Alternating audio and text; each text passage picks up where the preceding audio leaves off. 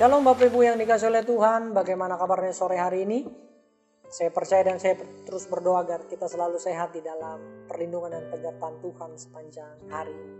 Hari ini saya akan membagikan satu kebenaran firman Tuhan melanjutkan minggu lalu yang saya percaya akan mengubahkan paradigma kita untuk mengenal dan mengerti tentang apa yang benar yang Tuhan mau untuk kita lakukan, yang Tuhan kehendaki untuk kita lakukan di dalam setiap kehidupan kita hari lepas hari. Kalau pada Amsal bagian yang ke-10 kemarin kita belajar tentang bagaimana mengubah masa sukar di tengah masa sukar menjadi sukacita di dalam pengharapan. Hari ini kita akan belajar satu kebenaran firman Tuhan dan judul pada hari ini adalah hidup adalah pilihan dari keputusan-keputusan. Kita ambil dari Amsal pada pasal yang ke-11 ayat yang ke-19 sampai yang ke-21. Demikianlah firman Tuhan.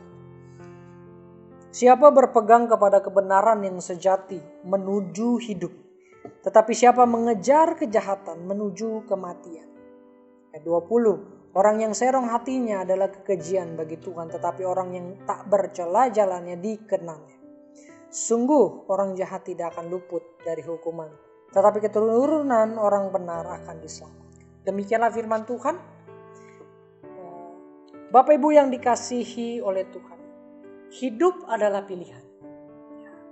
Mau apa aja selalu ada pilihan. Ketika kita bangun pagi selalu ada pilihan dari hidup kita.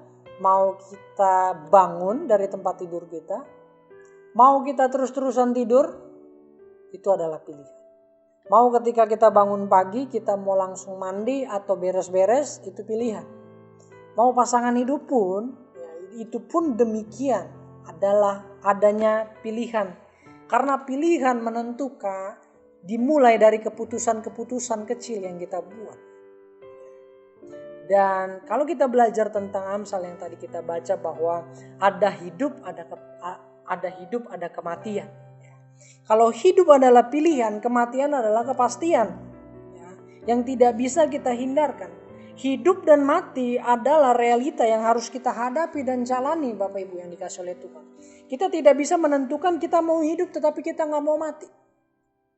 Atau kita gak mau hidup tapi kita hanya mau mati, gak bisa. Apalagi ketika ada tipe-tipe orang yang gak mau hidup, gak mau mati.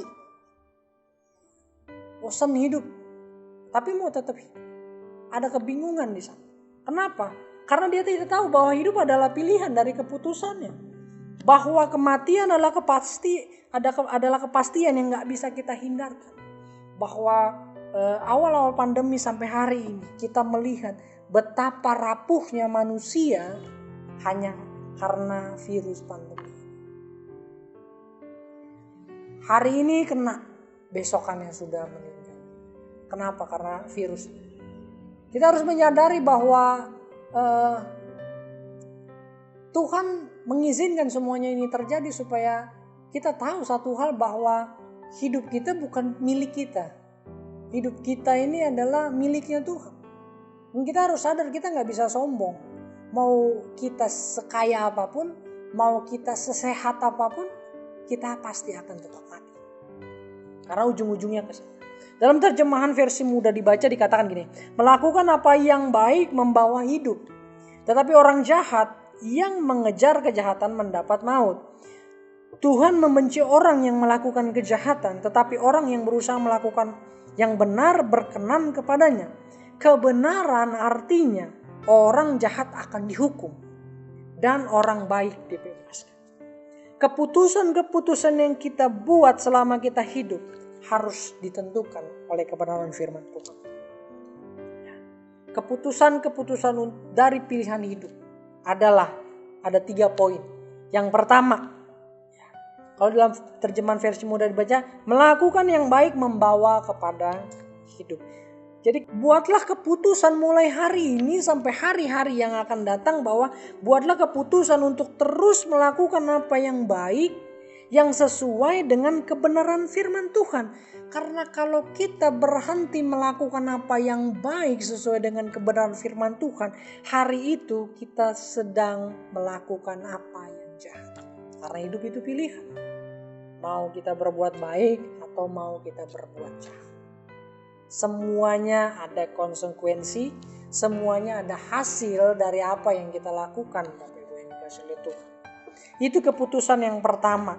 Keputusan untuk terus melakukan apa yang baik, apa yang kudus, apa yang berkenan di hadapan Tuhan. Sesuai dengan kebenaran firman Tuhan. Jika melenceng dari kebenaran firman Tuhan, maka patut dipastikan bahwa kita sedang tidak baik-baik saja, bahwa kita sedang kompromi dengan dosa.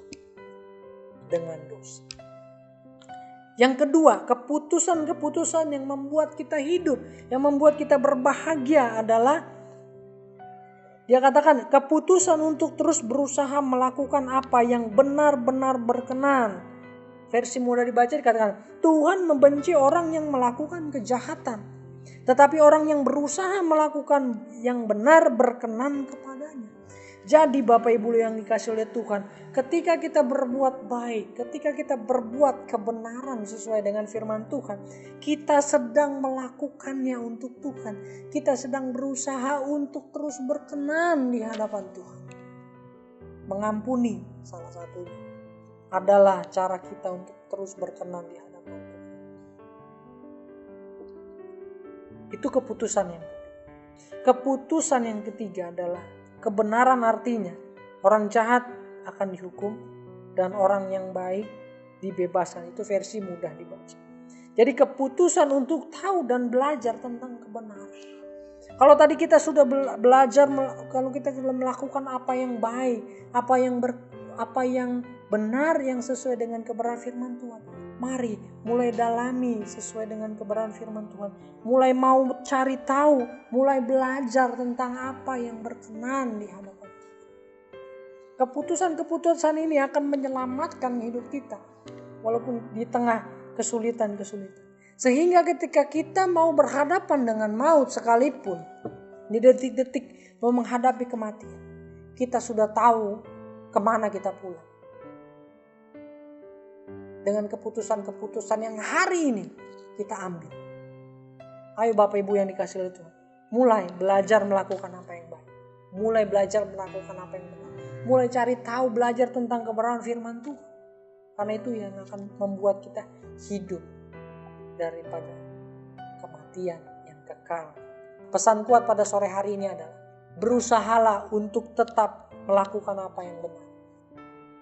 Berusahalah untuk tetap melakukan apa yang kudus dan berkenan di hadapan Tuhan. Orang yang melakukannya akan menemukan kehidupan yang sesungguhnya. Kiranya Tuhan Yesus memberkati. Maranatha, Tuhan Yesus segera datang. Amin.